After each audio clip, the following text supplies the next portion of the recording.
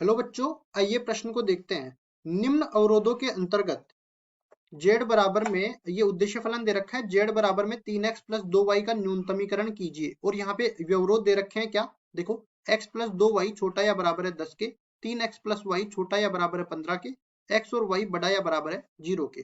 प्रश्न को हल करने से पहले इसकी मुख्य अवधारणा के बारे में चर्चा कर लेते हैं। तो यहाँ पे हम लोग लिखने वाले हैं मुख्य अवधारणा। मुख्य अवधारणा में हम लोग चर्चा करेंगे कि ये प्रश्न सरल कैसे होने वाला है।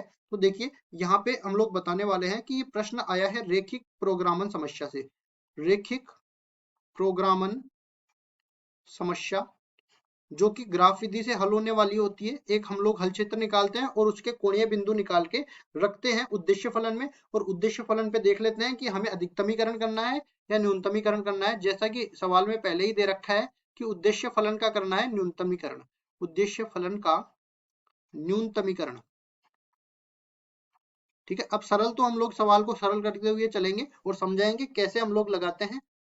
तो देखिए, यहाँ पे हमें पहले जो व्यवरोध दे रखे हैं उनके बारे में चर्चा कर लेते हैं। पहले अपने पास जो व्यवरोध होते हैं x बड़ा या बराबर है 0 के और y बड़ा या बराबर है 0 के, इनको हम प्राथमिक व्यवरोध भी बोलते हैं या ऋणात्तर व्यवरोध भी बोलते हैं। इनका मतलब ये है कि जो भी अपने पास उभयनिष्ठ हल क्षेत्र आने वाला है वो प्रथम चतुर्थांश में आने वाला है। तो प्रथम चतुर्थांश इनका उभयनिष्ठ क्षेत्र हो गया। अब उसके बाद में जो बचे हुए व्यवरोध है उनके बारे में चर्चा कर लेते हैं। तो ये व्यवरोध असमीका को प्रदर्शित करते हैं, और असमीका का हल क्षेत्र निकालने के लिए हमें पहले इनको समीकरण में बदलना पड़ेगा और रेखा का निर्माण करना पड़ेगा। तो देखो, इसका संगत समीकरण जो होगा वो x प्लस 2y बराबर में 10 के बराबर हो जाएगा। अब रेखा का निर्माण करने के लिए दो बिंदुओं की जरूरत पड़ेगी। दो बिंदु कौन कौन से ले लेते हैं। एक x बराबर 0 लेने पर y बराबर में 5 मिल जाता है। एक y बराबर 0 लेने पर x बराबर में 10 मिल जाता है। तो यहाँ से अपने पास बिंदु 0,5 मिल गया और यहाँ से अपने पास बिंदु 10 0 मिल गया। ठीक है, दो बिंदु मिल गए, रेखा का निर्माण हो जाएगा। अब इसी तरह तीसरा व्यवरोध भी देख लेते हैं। 3x प्लस वाई छोटा या बराबर है 15 के, इसमें रेखा का निर्माण करना पड़ेगा। तो रेखा हो जाएगी 3x प्लस वाई बराबर में 15। दो बिंदु लेने पड़ेंगे। x बराबर 0 लिया तो y बराबर में 15 मिल गया, और y बराबर में 0 लिया तो x बराबर में 5 मिल गया। तो यहाँ से अब देख सकते हैं हम लोग कि ये तो बिंदु कौन सा मिल गया 0 15, और ये बिंदु मिल गया अपने को 5 0। अब इन बिंदुओं को हम लोग प्रदर्शित करेंगे कार्तीय तल में। और देखिए, यहाँ पे क्या करेंगे, पहले तो कार्तीय तल बना लेते हैं, और कार्तीय तल में केवल प्रथम चतुर्थांश हमें बनाना है। तो धनात्मक y अक्ष बना लिया ऊर्ध्वाधर अक्ष, और धनात्मक x अक्ष बना लिया क्षैतिज अक्ष। अब इसमें पैमाना ले लेते हैं, क्योंकि सारे के सारे मान ही जो है 5 के गुणांक में 5 के गुणज के रूप में दे रखा है। तो एक खाना बराबर में 5 इकाई ले लेते हैं। ये 5 हो गया, ये 10 हो गया, और ये 15 हो गया। इसी तरह यहाँ पे भी ये 5 हो गया, ये 10 हो गया, और ये 15 हो गया। अब उसके बाद देखिए, एक एक रेखा को हम लोग यहाँ पे उठा के लाते हैं। प्राथमिक व्यवरोध का तो हो गया काम प्रथम चतुर्थांश में लेने के बाद। ये y अक्ष है और ये x अक्ष है। यहाँ पे बिंदु लेके आते हैं। तो बिंदु पहले वाले समीकरण के लिए 0 5 और 10 0, तो 0 5 तो y अक्ष पे ये वाला बिंदु हो जाएगा, और 10 0 x अक्ष पे ये वाला बिंदु हो जाएगा। दोनों बिंदुओं को मिलाते हैं और रेखा को आगे की तरफ बढ़ा देते हैं। तो अपने पास ये वाली रेखा जो है, कौन सी रेखा है, x प्लस 2y बराबर में 10।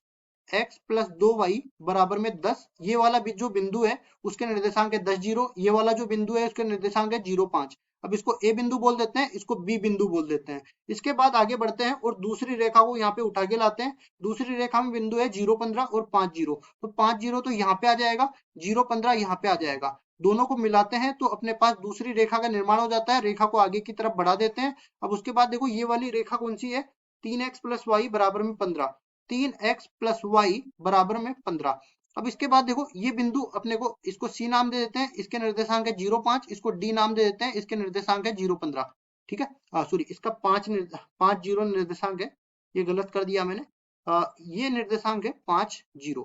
अब देखिए आगे, ये असमीकाएं हैं। रेखा का निर्माण तो हमने कर लिया, अब हल क्षेत्र निकालते हैं असमीका का। तो पहली असमीका के लिए हम लोग देखो, x प्लस 2y छोटा या बराबर है 10 के, मूल बिंदु रखते हैं। मूल बिंदु इसको संतुष्ट कर जाता है, मतलब इसका हल क्षेत्र जो है नीचे की तरफ वाली नीचे की तरफ वाला भाग है।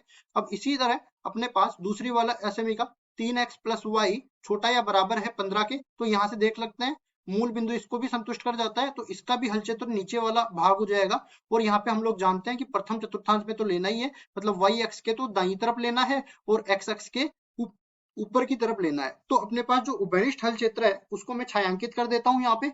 ये वाला जो हल क्षेत्र है ये अपने पास उभयनिष्ठ हल क्षेत्र आ जाएगा।